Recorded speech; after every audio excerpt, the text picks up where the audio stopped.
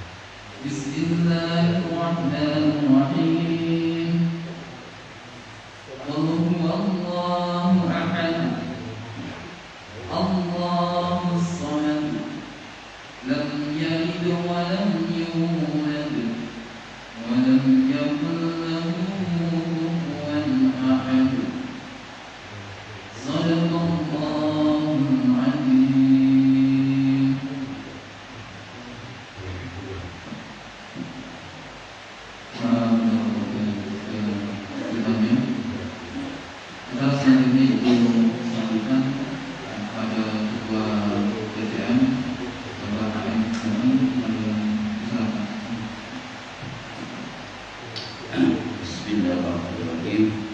Assalamualaikum warahmatullahi wabarakatuh. Alhamdulillah wa syukurillah wa rahmatulillah la hawla wa la quwwata illa billah. Alhamdulillah pada pagi hari ini Allah masih memberikan kekuatan kepada kita, kuat lahir, kuat batin, dan kuat untuk menuju masjid. Karena ternyata tidak semua orang yang badannya besar, yang katanya sehat fisik tapi kuat untuk menuju masjid. Karena tadi sebagaimana MC sampaikan, di banyak sekali masjid-masjid itu yang besar, tapi jamaahnya itu ya 2 baris maksimal 3 baris. Ini menjadi tantangan bagi kita sekalian. Kita seringkali dihadirkan video-video informasi-informasi yang mana Masjid Al-Falah, Masjid Jogokarya, masjid-masjid yang lain itu seringkali jamaah masjid itu di sholat subuh itu menyerupai dengan sholat Jumat. Dan inilah yang ditakuti orang-orang kafir, orang-orang yang non muslim, ketika jamaah kita ini, jamaah subuh kita ini menyerupai, paling tidak sama dengan jamaah sholat Jumat kita. Nah, maka ini menjadi tantangan bagi kita, memang berat untuk bangun pagi itu, memang berat. Kalau tidak kita biasakan, tidak kita paksakan. Alhamdulillah di Masjid As-Salam ini kita rutin ada kajian subuh ceria, ada kajian Kitab Bulughul Maram tiap Senin malam bersama Kiai Haji dan Musili. Dan alhamdulillah Jumatan juga penuh sampai di pelataran, bahkan di jalan. Alhamdulillah. Jadi artinya amanah yang diembankan bagi kita khususnya ketakmiran ini, dan beliau akan menyampaikan terkait dengan pencerahan-pencerahan bagi kita. Saya kira itu singkat dari saya, dan insya Allah tanggal 20 Februari akan diselenggarakan pengajian akbar di Masjid Undip situ. Pengajian bertajuk penyelenggaranya adalah NU dan Muhammadiyah Semarang Selatan. Jadi besok tanggal 20 malam Ba'da Isya ada pengajian merajut ukhuwah Islamiyah bersama NU dan Muhammadiyah Semarang Selatan dengan narasumber Bapak Kiai Haji Fahrul Rozi dan Habib Umar Mutohar. Nanti bapak-bapak, ibu-ibu nanti bisa turut serta menghadirinya dekat Masjid Undip sini, Lebran. Saya kira itu, matur nuwun. Assalamualaikum warahmatullahi wabarakatuh.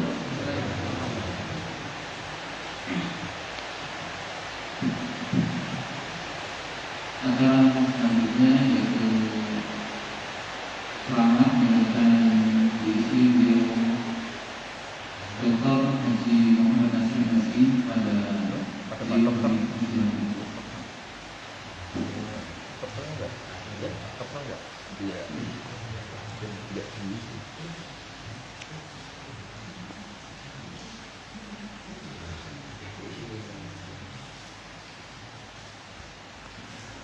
Assalamualaikum warahmatullahi wabarakatuh. Ini juga. Alhamdulillahilladzi asbagha alaina ni'amahu zahiratan wa batinah, wassalatu wassalamu ala Rasulillah wa ala alihi wa sahbihi wa man wala. Asyhadu an la ilaha illallah wahdahu la syarikalah wa asyhadu anna Muhammadan abduhu wa rasuluh la nabiyya ba'da. Yang terhormat Pak Jumai, yang terhormat Pak Dr. Rudiansyah, Bapak-bapak dan ibu-ibu, wabil khusus takmir Masjid As-Salam ini.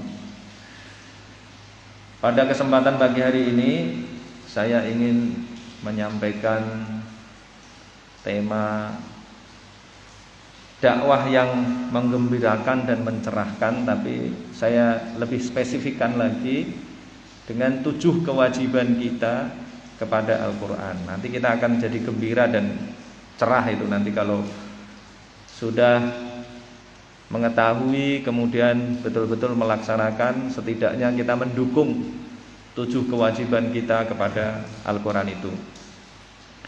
Yang pertama, atau saya sebutkan dulu ya, 7 itu apa? Jadi setelah saya melakukan riset kecil-kecilan, Pak Dokter, melakukan pembinaan kepada anak-anak, saya mulai dari mahasiswa di Ngalian, kemudian saya kembangkan lagi. Sekarang saya bikin pesantren di Rembang sana, namanya Planet Nuvo namanya. Saya bikin pesantren di sana itu karena tanahnya murah di sana, di kampung saya. Kalau di Semarang ini tanahnya mahal dan sudah gak ada tanahnya. Saya bangun di Ngalian itu kan karena dekat kampus, jadi bisa mengambil mahasiswa sebagai santri. Ibu saya aktivis Muhammadiyah juga dulu, wakil ketua Aisyah Muhammadiyah Jawa Tengah, eranya Pak Abu Suud dulu, ibu mertua. Nah, didukung oleh ibu mertua saya.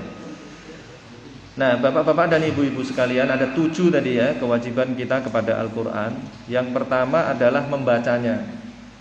Yang kedua, mengartikannya.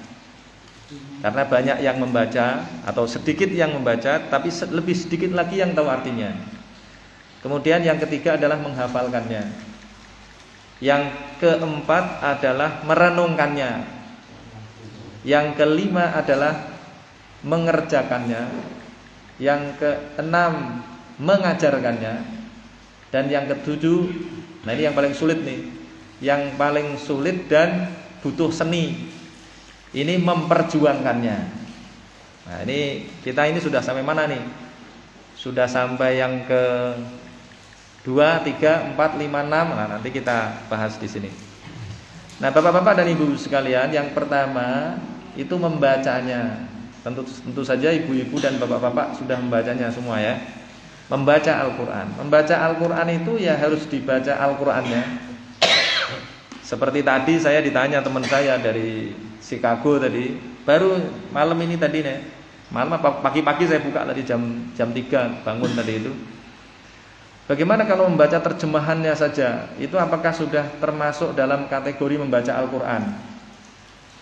Nah ini bedanya Al-Quran dengan buku-buku yang lain, dengan bacaan-bacaan yang lain. Jadi Al-Quran, yang disebut dengan Al-Quran itu ya Arabnya itu ya disebut dengan Al-Quran. Ini sebenarnya ada konteksnya, tidak sekedar membaca, tetapi membacanya ada bacaan khusus, berasal dari qoro'a, kemudian membentuk kata Quran, qoro'a yaqra'u Qur'anan, kemudian diserap ke dalam bahasa Indonesia menjadi apa Bu? Koran. Ya. Koran itu berasal dari bahasa Arab, Quran, jadi koran. Koran itu kalau kita dikasih tahu saya baca koran, berarti saya membaca bacaan. Itu. Quran itu artinya bacaan. Tapi bacaan Al-Quran itu tidak seperti bacaan pada umumnya. Kalau bacaan yang kita pahami di Indonesia kan membaca harus ada teksnya. Tapi justru pada saat awal Islam ada itu, yang dimaksudkan Quran itu justru bacaan yang tidak ada tulisannya. Nah ketika malaikat Jibril datang kepada Nabi Muhammad di Gua Hira itu ketika mengatakan kepada Nabi Muhammad Iqra, itu kan gak ada tulisannya. Jadi malaikat Jibril tidak membawa tulisan. Yang dimaksudkan Iqra itu bagaimana? Yang dimaksudkan Iqra itu ada konteksnya pada saat itu. Jadi orang-orang Arab itu adalah orang-orang yang gila sastra. Orang yang mungkin dulu pernah saya sampaikan pengajian pertama di sini. Biasanya kalau saya pengajian pertama itu yang saya sampaikan tentang Al-Qur'an, bagaimana perspektif kita pada Al-Qur'an. Yang dimaksud dengan Quran itu adalah bacaan yang indah. Kayak tadi itu qori. Kenapa disebut dengan qori itu? Qori itu adalah orang yang membaca Al-Quran dengan indah, bukan sekedar membaca saja, tetapi membacanya dengan indah. Karena pada dasarnya Al-Quran itu adalah bacaan yang indah. Tadi yang dibaca qori tadi Itu kan indah. Ya. Indahnya bagaimana? Indahnya itu ada pada rimanya di antaranya.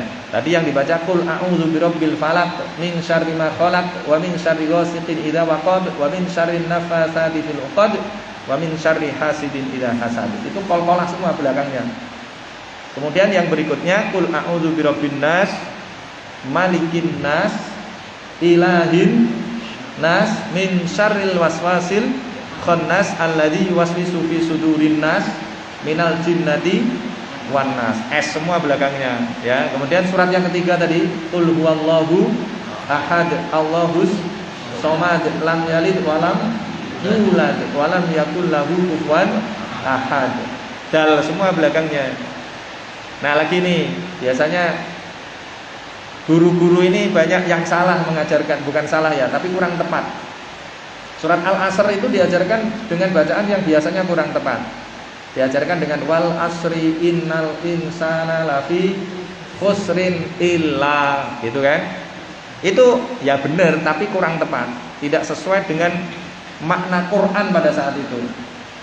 Mestinya yang paling pas adalah wal asr innal insana lafi khusr illal ladzina amanu wa amilus solihati wa tawassaw bil haqqi wa tawassaw bis sabr. Semua belakangnya.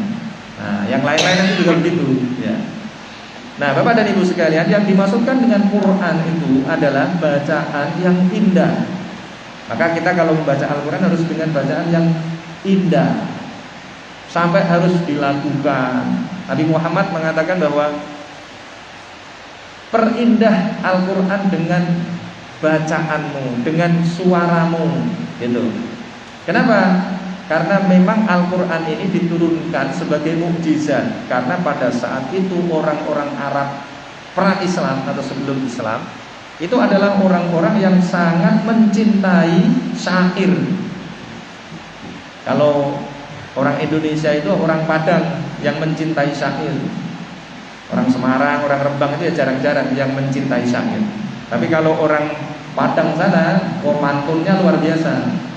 Maka pujangga-pujangga di Indonesia itu rata-rata berasal dari Sumatera Barat, tidak berasal dari Semarang, tidak berasal dari Madura, tidak berasal dari Surabaya misalnya, tapi berasal dari Padang, Sumatera Barat, karena tradisinya begitu. Nah, masyarakat Arab sebelum Islam itu adalah masyarakat yang begitu, yang sangat mencintai sastra, menggilai sastra, memuja orang yang bisa menjadi penyair, yang kalau membuat kalimat itu indah-indah gitu. Nah, makanya Allah Subhanahu wa taala menurunkan Al-Qur'an kepada Nabi Muhammad, padahal Nabi Muhammad itu sebelumnya bukan tukang bikin syair. Nah, bagaimana caranya? Seperti era Nabi Musa, seperti Nabi Isa. Era Nabi Musa itu orang-orangnya itu gila sihir, magic. Jadi yang dihadapi Nabi Musa itu kira-kira kalau sekarang siapa? Lindbat, Romi Rafael gitu. Ya, itu magician itu. Ya. Siapa lagi tuh? Deddy Corbuzier, misalnya gitu. Nah, maka diturunkan Nabi Musa, diutuslah Nabi Musa dengan tongkat ajaibnya. Nah, zaman Nabi Isa juga begitu. Yang dihadapi adalah teman-temannya Pak Dokter. Dokternya hebat-hebat. Maka diturunkanlah Nabi Isa, diutuslah Nabi Isa dengan mukjizat yang luar biasa. Luar biasanya bagaimana? Bisa menyembuhkan orang sakit. Karena yang dihadapi tabib hebat, dokter hebat. Bisa menyembuhkan orang yang punya penyakit bawaan, dan bahkan sekali di dalam Al-Quran disebutkan bisa menghidupkan orang mati dengan izin Allah. Nah, gitu. Nah, Nabi Muhammad karena berhadapan dengan para penyair hebat, maka diberikan Al-Quran. Nah, maka kita ini wajib membacanya. Membacanya ini sebenarnya tidak susah, tetapi faktanya di Indonesia ini berdasarkan riset kecil-kecilan saya, nanti bisa dicek kembali. Yang bisa baca Al-Quran kira-kira berapa persen, Pak? Ternyata yang bisa baca Al-Quran ini kalau belum terjadi perubahan ya, karena saya melakukan riset sudah agak lama, mungkin 5 tahun yang lalu. Yang bisa baca Al-Quran ternyata cuma 40%. Nah ini sebenarnya agak memprihatinkan juga. Jadi umat Islam ini jumlahnya banyak, tapi yang bisa baca Al-Quran hanya 40%. 40% itu pun belum benar. Yang baca Al-Quran dengan benar sesuai dengan tajwid tidak lebih dari 4% dari yang 40% itu. Jadi saya pernah melakukan penelitian di Jakarta. Ini para aktivis Islam ini. Saya punya forum yang isinya itu para mantan aktivis mahasiswa. Itu ternyata rata-rata membaca Al-Fatihah salahnya 8 kali. Nah agak ngeri juga lagi ya kan. Jadi ya kita harus gembira juga tahu data ini gitu. Ya jadi ternyata rata-rata membaca Al-Quran salahnya Al-Fatihah saja salahnya 8 kali. Nah maka ya kita mesti ini memperbaiki lagi, memperbaiki terus, mengecekkan bacaan kita agar bacaan kita ini benar. Jadi membaca Al-Quran tadi harus sesuai dengan tajwid. Karena kalau tidak sesuai dengan tajwid nanti bisa berubah arti. Kalau dalam bahasa Indonesia itu mestinya ayah jadi ayam, kan jauh gitu. Kamu mau kemana? Mau menjemput ayah misalnya. Tapi ternyata orang menyebut saya mau menjemput ayam, lah kan beda gitu. Saya punya teman bule, itu dia tidak bisa membedakan antara ayah dengan ayam. Dia selalu bingung antara ayah dengan ayam. Ayah itu apa, ayam itu apa, selalu kebalik gitu. Ya. Nah ini kalau kita kebalik menyebutnya bisa berubah arti. Di dalam Al-Quran banyak sekali kata-kata yang berubah titiknya saja itu artinya sudah beda jauh. Karena itu membacanya harus dengan bacaan yang benar. Yang kedua sekarang, ini sampai jam berapa ini? Sampai jam 9. Oke. Ya, kalau sampai jam 9 boleh, kalau gitu 7 soalnya ini. Yang kedua adalah mengartikannya. Nah, bapak-bapak dan ibu-ibu sekalian, saya diminta oleh beberapa teman. Ini cerita-cerita aja biar menggembirakan. Diminta oleh beberapa teman. Waktu itu saya masih di Jakarta juga. Ini kan 2 tahun ini saya di Semarang nih karena jarang-jarang balik ke Jakarta. Teman saya bilang begini, anggota DPR Golkar nih. Teman saya bilang gini, Pak Ustadz, saya ini orang Islam, mantan aktivis mahasiswa Islam, masa nggak ngerti arti Al-Quran? Dia bilang gitu. Nah kemudian saya bilang, ya sudah saya ajarin. Karena saya pernah ngajari anak-anak kecil di Ngalian ini. Saya bikin pesantren kecil, pesantren sancil namanya, santri kecil, diajari oleh santri-santri yang mahasiswa tadi. Ternyata ini saya uji coba sebenarnya. Saya uji coba, saya kasih materi tasrif. Tasrif itu pola kata Pak. Kalau dalam bahasa Inggris itu go, going, went, gone. Tapi kalau dalam bahasa Arab, kalau dalam bahasa Inggris kan satu kata jadi 4 atau beberapa kata saja. Go, going, went, gone berarti kan jadi 4 saja.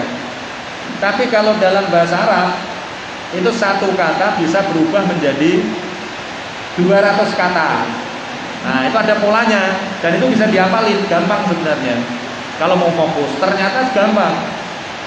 Kenapa saya bilang gampang? Anak-anak kecil usia kelas 4 SD ke atas, bahkan ada yang kelas 3 SD, kelas 2 SD, ada beberapa, itu bisa menghafalkan hanya dalam waktu seminggu. Saya juga kaget tuh.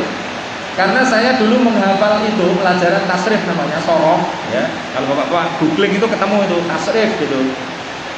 Itu menghafal dalam waktu 7 tahun. Nah ini kok 7 hari bisa gitu.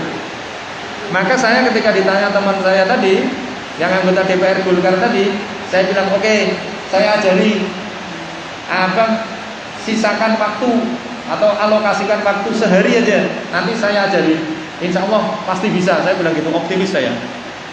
Kemudian saya ngajari dia itu. Ini saya ceritakan nggak apa-apa karena saya sudah minta izin. Anggota DPR Golkar.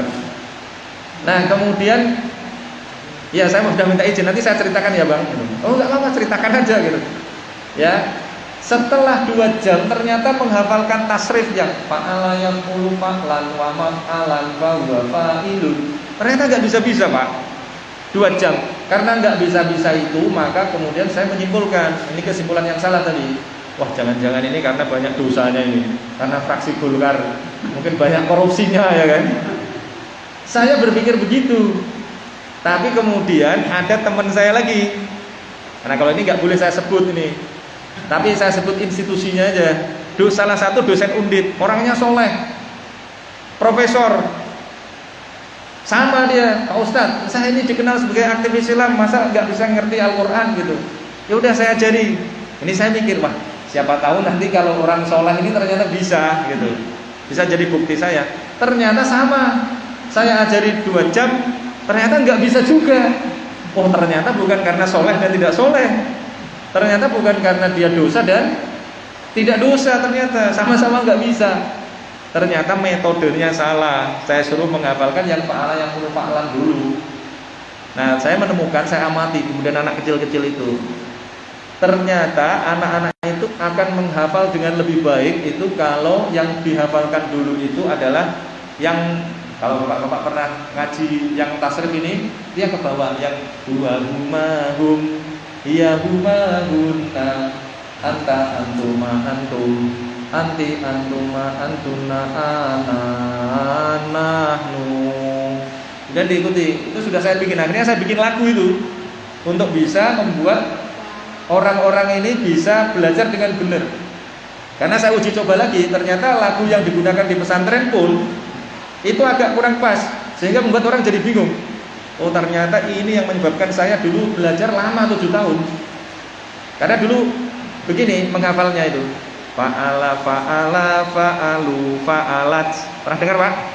Fa'alata fa'alna fa'alta fa'altuma fa'altum fa'alti fa'altuma fa'altunna fa'altu fa'alna.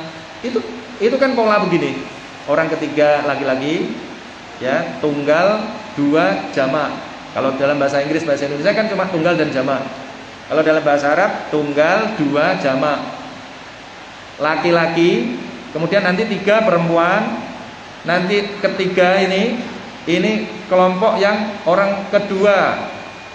Kamu artinya kamu, kalian, kamu berdua, kalian yang laki-laki. Kemudian yang perempuan, baru ana nahnu, ana saya, nahnu kita atau kami. Nah, ternyata itu dihafalkan dengan tadi itu pola, dengan apa namanya? Dengan lagu yang tidak pas. Sehingga ketika dipraktekkan mengartikannya orang jadi bingung. Nah, ini salah satu kalau ini salah satu pimpinan lembaga tinggi negara malah ini yang pernah saya ajari. Dia bingung di situ. Akhirnya saya mikir, oh iya ya, masuk akal kalau dia bingung. Karena tadi itu membacanya, melakukannya kurang pas. Akhirnya saya bikin lagu. Nanti saya bapak-bapak bisa cek itu di Google. Tulisannya begini, kalau ngetik di Google itu tasrif keren gitu. Nanti muncul di situ. Saya bikin lagu begini, sampai saya kasih iringan gitar. Fa'ala fa'ala fa'alu. 3 kan? Fa'alat fa'alata fa'alna. Itu sampai saya gitarnya saya suruh greng greng greng greng greng gitu. Kenapa? Agar betul-betul tuh pendek bacaannya. Karena fa'alna nanti belakangnya fa'alta fa'altuma fa'altum fa'alti fa'altuma fa'altunna fa'altu fa'alna. Yang belakang itu panjang.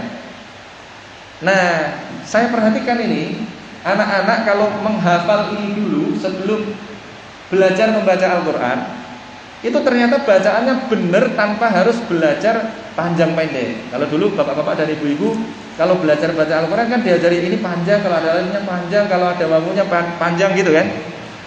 Kalau belajar ini dulu ternyata itu nggak perlu diajari panjang pendek, karena polanya itu sudah ketemu.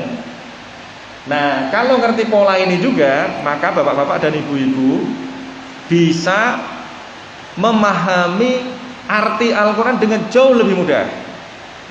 Karena banyak sekali kata-kata di dalam Al-Quran yang sesungguhnya itu artinya sama. Karena di dalam Al-Quran itu kata-katanya jumlahnya ada 77.349 kata. Tetapi sesungguhnya hanya berasal dari 2.728 kata. Nah, jadi hanya diulang-ulang aja sebenarnya. Cuma pengulangannya tadi itu di sekitar 200 kata pecahannya tadi itu. Kalau bahasa Inggris kan go, going, when, gone. Jadi ibu-ibu dan bapak-bapak harus tahu, oh when itu berasal dari go, itu masalah ya kan. Nah tapi kalau dalam bahasa Arab itu lebih teratur.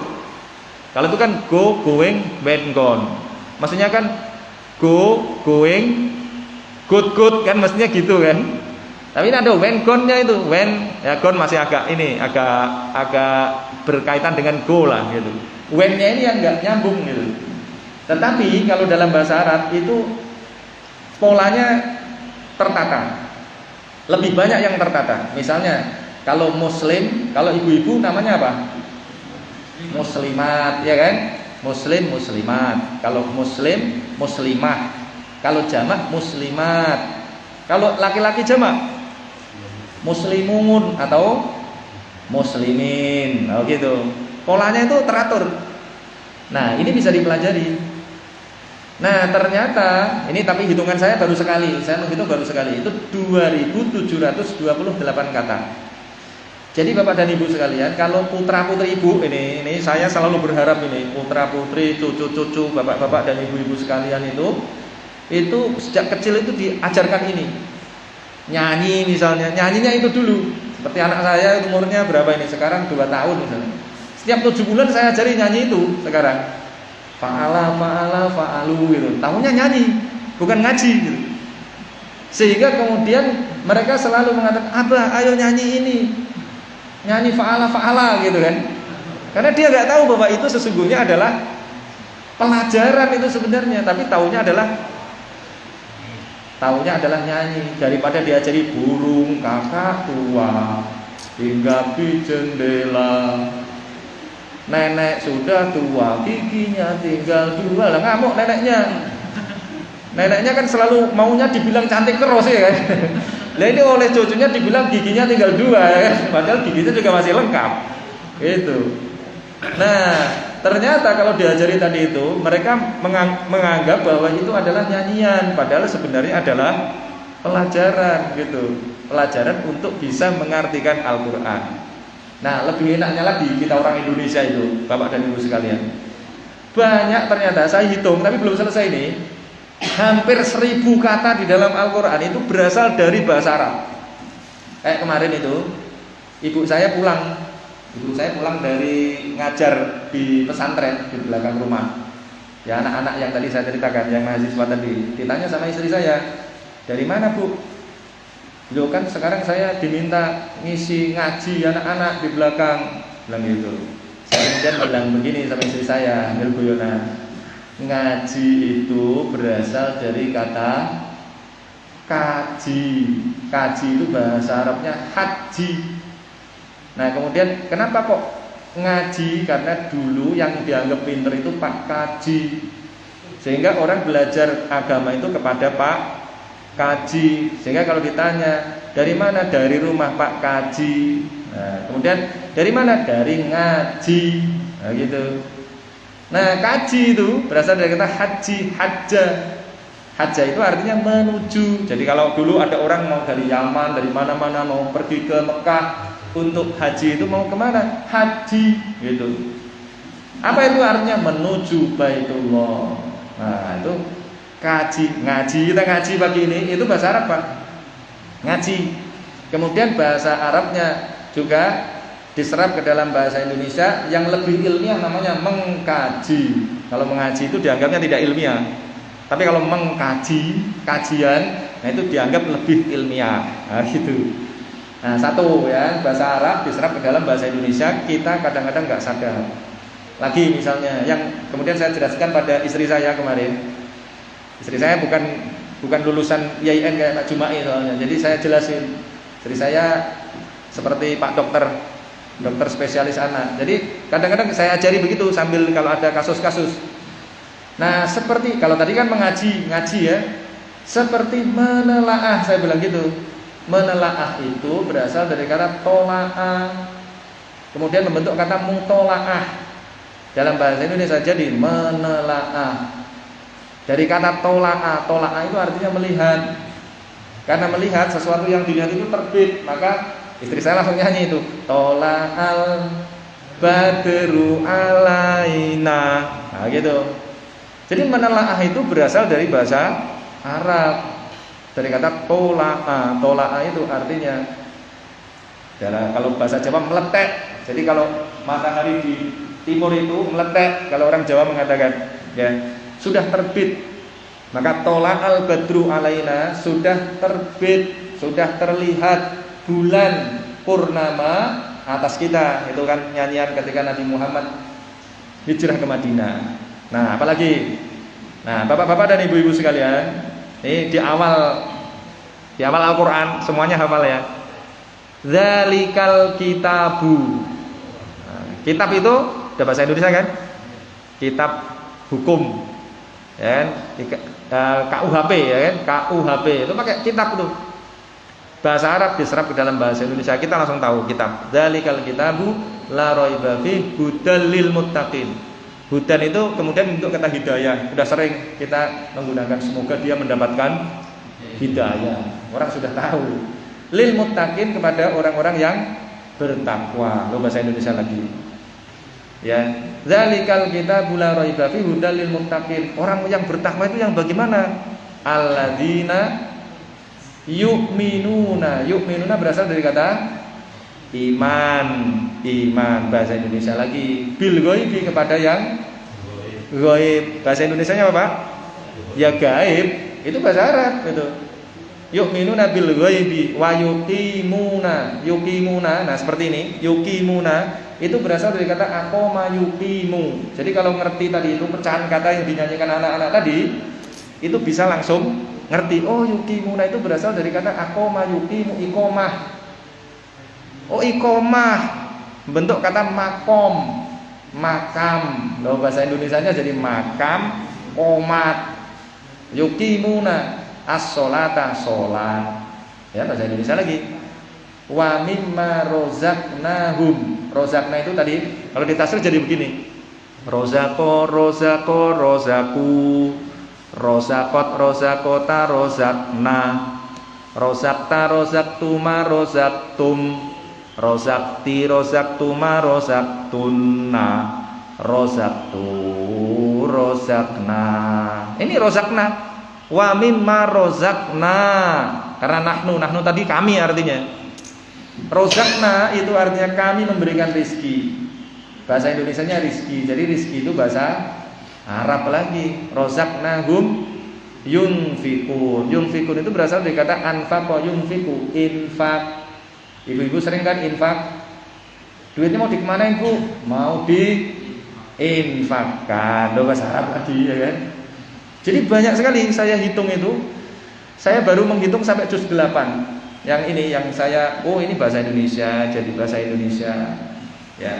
Kafir itu bahasa Arab, Pak. Ya kan?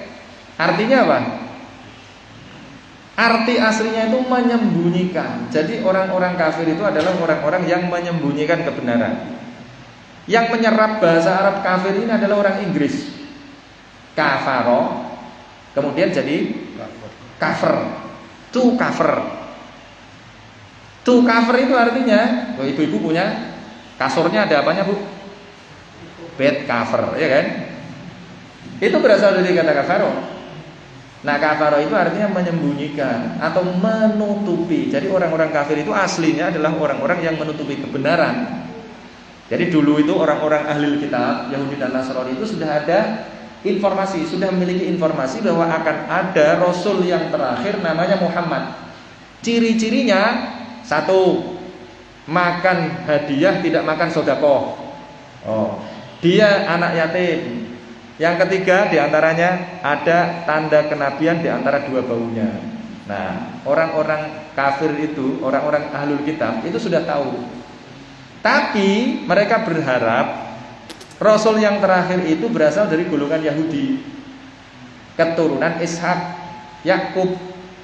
Ternyata lahirnya dari keturunan Ismail. Jadi nggak mau dia. Nah, maka kemudian ditutupi. Nah, maka orang-orang yang begitu itu disebut sebagai orang yang kafir. Orang kafir itu orang yang menutupi kebenaran. Nah, lagi sebenarnya tidak hanya kafir yang tadi itu diserap tadi itu. Ada satu lagi, ghafaro. Jadi ada kafaro, ada ghafaro. itu sudah diserap ke dalam bahasa Indonesia. Semoga mayit ini mendapatkan maghfirah. Nah, maghfirah itu berasal dari kata ghafara. Maghfirah itu bagaimana? Maghfirah itu kalau kita buka kamus yang agak gede itu, ghafara itu bedanya dengan kafaro apa? Kalau kafaro ini Pak, ini menutupnya dari atas begini. Nah ini namanya kafaro. Jadi kepala kita kasih peci, ibu-ibu ngasih kepala dengan jilbab itu namanya kafaro, menutupi. Tapi kepala-kepala kita ini itu kan ditutupi rambut kita. Nah kalau rambut kita menutupi kepala kita, jadi asalnya itu berasal dari dalam, kemudian dia keluar dan menutupi, itu namanya ghufaro.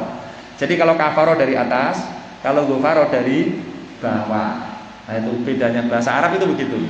Maka tadi saya katakan kepada teman saya, jadi kalau membaca terjemahnya tok gimana Pak Ustadz? Ya yang namanya Quran itu ya yang bahasa Arab itu. Kenapa kok begitu?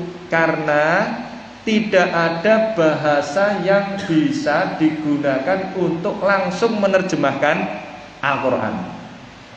Nah itulah sebabnya Quran kita walaupun terjemah tidak seperti kitab-kitab suci yang lain yang langsung diterjemahkan. Misalnya Alkitab itu langsung bahasa Indonesia. Kalau Al-Quran nggak ada begitu, nggak boleh. Kenapa? Karena ada banyak kata yang ada dalam bahasa Arab itu yang tidak bisa langsung diterjemahkan ke dalam bahasa lain. Kalau dipakai dalam bahasa lain biasanya itu mengalami pengurangan atau ditambah-tambahi sendiri. Misalnya sabar, misalnya Pak. Sabar, apa yang Bapak bayangkan kalau wah yang sabar Pak gitu. Yang sabar, dipukul orang suruh sabar ya kan. Sumber sabarnya itu nggak balas nerimo aja ya kan. Ada orang kehilangan motornya, sabar Pak, sabar ya gitu ya. Dibawa maling motornya, sabar. Yang dibawa maling ya dikejar mestinya, lapor polisi. Nah, tapi suruh sabar. Sabar itu aslinya artinya adalah digambarkan di dalam kitab kamus-kamus yang menguraikan itu. Sabar itu adalah gambarnya gini. Orang harus naik ke puncak gunung, harus sampai ke puncaknya, tapi jalannya cuma satu, jalan setapak, dan di situ ada batu-batu yang tajam, licin, yang membuat kaki jadi berdarah-darah. Nah, itu namanya sabar. Berarti harus gimana? Jadi kalau ada orang punya motor hilang, diambil maling, dia tahu ada maling di depannya, jadi harus dikejar atau dibiarkan Pak? Sabar itu harus dikejar sampai ketemu. Walaupun kita babak belur kira-kira begitu, tapi harus kita kejar. Nah yang tadi itu untuk mencapai puncak itu kita harus bekerja dengan sabar, walaupun berdarah-darah itu harus dilakukan. Nah itu mengartikan Al-Quran. Jadi ada banyak kata-kata di dalam bahasa Al-Quran ini, ada di dalam Al-Quran ini yang sudah diserap ke dalam bahasa Indonesia. Tapi kita ini kadang-kadang tidak menyadari, padahal jumlahnya hampir 1000. Nah, sedangkan kata-kata di dalam Al-Quran itu kata dasarnya hanya berapa tadi? 2728. Coba bapak-bapak kalau ibu-ibu tiap hari menghafalkan 10 kata aja, berarti hanya berapa? Kalau 10 kata setahun berarti dapat berapa Pak? 3000 lebih ya kan? Padahal kata-kata di dalam Al-Quran hanya kurang dari 3000. Jadi setahun bapak-bapak dan ibu-ibu sudah ngerti itu seluruh bahasa Al-Quran itu. Karena apa? Karena kafir pun berasal dari Al-Quran, kafir berasal dari Al-Quran. Nah ibu-ibu mungkin nggak menyadari iklan itu adalah bahasa Arab. Siapa ibu-ibu dan bapak-bapak yang punya anak di pondok, itu kan nanti apa itu? Di papan pengumuman itu ada tulisan iklan gitu. Iklan itu artinya adalah pengumuman. Jadi kalau ada cap jempol diiklankan berarti diumumkan. Masalahnya umum itu juga bahasa Arab ya kan.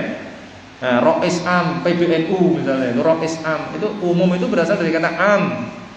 Orang awam, nah itu orang umum berarti. Nah, itu. Nah, itu kan nggak bisa tuh diiklankan kok jadi diumumkan jadinya. Iklan itu artinya pengumuman, padahal umum itu ya bahasa Arab. Nah, itu muter-muter ya kan. Yang digunakan pada dasarnya bahasa Arab semua jadinya. Nah, itu kita ini sesungguhnya sudah menggunakan bahasa Arab, tapi kita tidak sadar ya. Nah, kalau kita tadi memahami polanya, wah kita jadi ngerti, Pak. Ya, jadi tahu. Nah, kenapa saya urutkan begitu? Karena ini murni saya yang mengurutkan ini. Tadi itu membaca, kemudian mengartikan. Kalau Bapak googling ya nggak ketemu, ketemunya tulisan saya ya. Yang ketiga adalah menghafalkannya. Nah, menghafalkan Al-Quran ini penting. Kenapa? Karena banyak sekali ayat-ayat Al-Quran yang tidak bisa dipahami. Nanti berikutnya baru memahami ya. Yang tidak bisa dipahami kalau kita tidak menghafalkannya. Misalnya begini, jadi ini langsung menghafalkan dan memahami artinya ya kan, merenungkan ya. Dan ini merenungkan, kalau merenungkan nanti jadi ngerti maksudnya bagaimana gitu. Kalau menghafalkan Al-Quran, dulu saya tahun 2011 itu mulai membuka pesantren di Ngalian. Saya ingin agar anak-anak ini menghafalkan Al-Quran, tapi belum saya wajibkan karena saya khawatir, karena ini anak-anak dari desa, dari keluarga yang tidak mampu. Jadi saya ambil dari keluarga yang tidak mampu, saya sengaja dulu. Karena kalau anaknya bapak-bapak dan ibu-ibu yang mampu-mampu, nanti nggak bisa saya atur. Karena di situ peraturannya tidur ya paling cepat jam 10, bangun jam 3 pagi. Nah, kalau anak orang kaya kan pasti kabur, Pak. Punya pilihan ya kan. Kalau anak-anak orang tidak mampu dari kampung sana yang mereka pengen kuliah, mereka nggak punya pilihan lain. Nah, gitu. Pokoknya kalau bisa begini kalian boleh tinggal di rumah saya. Karena gratis ya di pesantren saya itu. Dulu saya kasih beasiswa bahkan. Nah, kalau mau begitu silahkan. Tapi kalau enggak silahkan pulang. Kemudian tahun ketiga atau keempat itu mulai saya wajibkan menghafalkan Al-Quran. Karena sudah mulai ada anak dari kampung saya dulu sudah bisa menghafalkan Al-Quran. Kemudian tuh mbak itu aja bisa, masa kalian nggak bisa? Nah, kemudian dalam 3 tahun itu ternyata mereka hanya mampu menghafal rata-rata 13 juz. Waduh, saya mikir juga ini, kok menghafal lama sekali, 3 tahun kok hanya 13 juz. Padahal dalam pikiran saya mestinya 2 tahun sudah khatam, sudah selesai hafalannya. Nah ini kok 3 tahun kok cuma 13 juz rata-rata. Paling tinggi hanya 23 juz. Hanya ini kan. Paling tinggi hanya 23 juz. Ini menurut saya ada masalah ini. Karena alhamdulillah dulu saya menghafal itu 1,5 tahun dulu. Mulai SMA kelas 1 pertengahan itu sampai sebelum naik kelas 3 selesai. Saya ingat-ingat kemudian, kok saya dulu kesulitan ya. Tasrif tadi 7 tahun, kemudian menghafal sulit. Hafal Yasin aja enggak, menghafalkan Yasin aja enggak bisa, cuma separuh aja.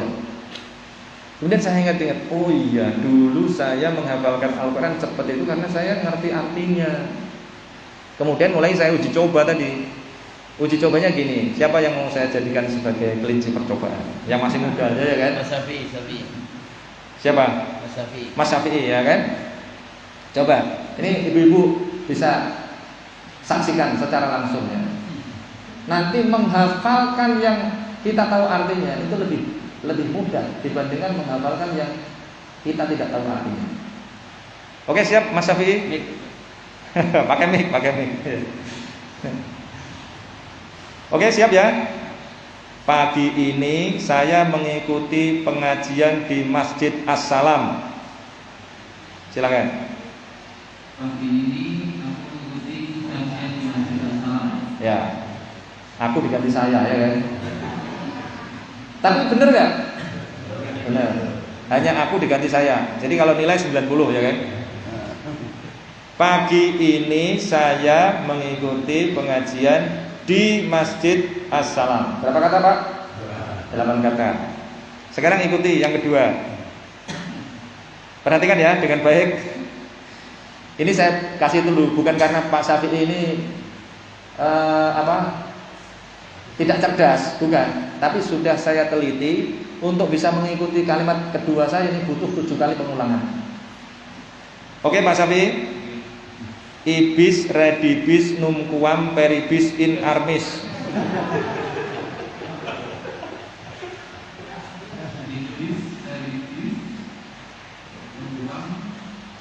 Gak bisa kan? Tapi ini wajar. Saya ulangi lagi ya. ibis redibis numquam peribis in armis.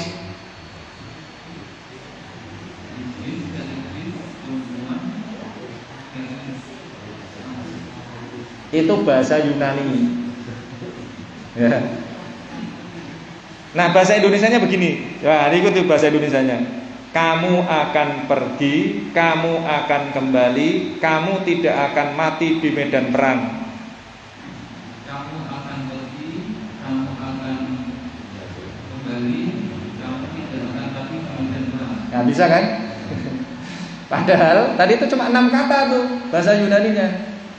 Saya sadar itu bahwa oh ternyata anak-anak ini enggak bisa menghafal dengan cepat karena memang mereka enggak ngerti artinya. Di pesantren-pesantren biasa itu mereka kalau mau menghafal, termasuk di tempat saya dulu, kalau menghafal bacaannya bagus sudah saya suruh menghafal aja. Saya sadar itu ketika ngisi di ini SMK Muhammadiyah Peleri apa Kendal itu dulu itu. Audiensnya itu ada 250 anak SMK. Kemudian saya suruh tadi itu pagi ini saya mengikuti seminar yang diisi oleh Pak Nasih gitu. Ternyata secara umum semua bisa mengulangi. Tapi saya kasih ibis redibis numquam peribis in armis. Pada pengulangan ke-7 baru ada 2 orang dari 250 orang. Pada pengulangan ke-10 baru ada 5 orang yang bisa. Oh ternyata saya salah selama ini. Nah makanya bapak-bapak dan ibu-ibu, kalau bapak-bapak dan ibu-ibu pengen anaknya cucunya hafal Al-Quran apa enggak? Pasti pengen. Cuma kadang-kadang jalannya salah. Anak kecil-kecil suruh ngapalin Quran, nggak ngerti artinya. Ya itu namanya menyiksa anak namanya.